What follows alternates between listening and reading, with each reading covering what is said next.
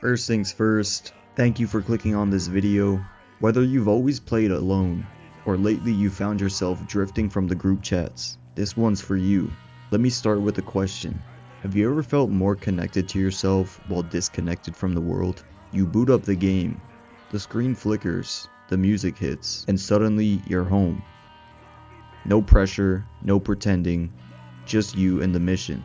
If that hits even a little, stay till the end, because by the time this video is done, you're gonna understand why playing alone doesn't make you broken. It might actually make you powerful, and there's a reason it hits harder than it should.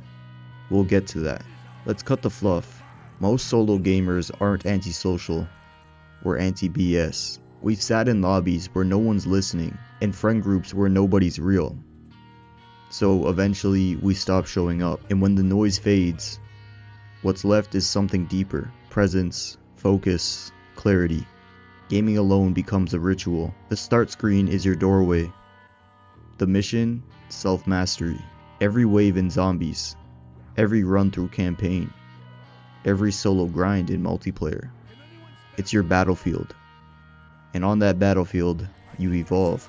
Because here's a twist most people miss. Playing alone is a mirror. It shows you your discipline, your frustration, your patience, and your power. When no one's watching, you play more honestly. Now let's rewind the clock. Do you remember staying up late, controller in hand, while the rest of the house slept? You weren't just passing time. You were shaping yourself. Those quiet nights on Black Ops 1. Just you, the ray gun, and a dream of reaching round 30 on Kino. Those weren't just games. They were safe zones. They were therapy with pixels. Every revive you pulled off solo. Every clutch moment with one bullet and a red screen. You weren't just surviving the map, you were surviving life. And now, even years later, you still chase that feeling. Not just because it's fun, but because it grounds you. You might be older now, maybe life's heavier, but booting up that game still reminds you, you've always had your own back.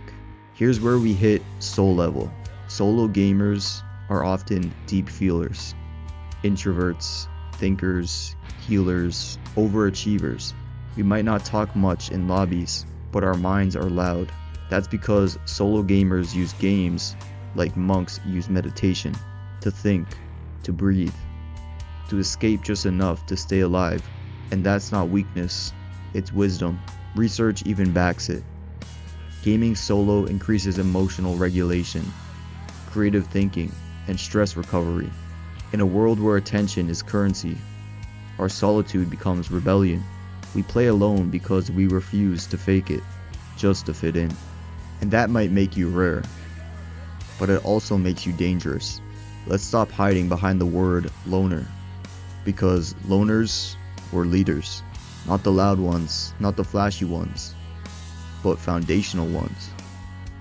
We build in silence, we sharpen in solitude, and when we speak, people listen. Playing solo is training for something bigger. Focus, independence, knowing who you are, even when no one claps for you. That's why people like us lead movements. Why we don't need a spotlight. We are the fire. You weren't meant to follow someone else's squad. You were meant to build your own. If this video spoke to your soul, and you're not just your screen, subscribe to the channel right now. Because around here, we're building more than a community. We're creating a legacy for loners, and you're already a part of it. And if you want to take that even further, click the join button for just $1.99 a month and become a part of the loners legacy. We may be small right now, but we're solid, and we're growing, quietly and powerfully. Check out my short video essays playlist if you want more like this. Each one designed to hit different.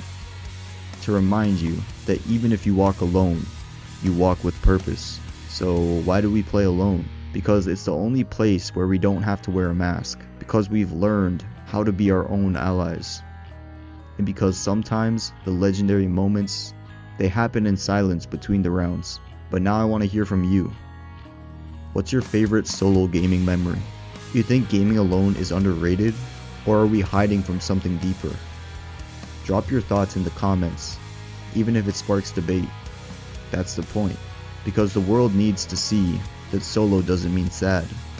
It means strong, selective, and sovereign. You're not just playing games, you're mastering your mind. And this is just the beginning.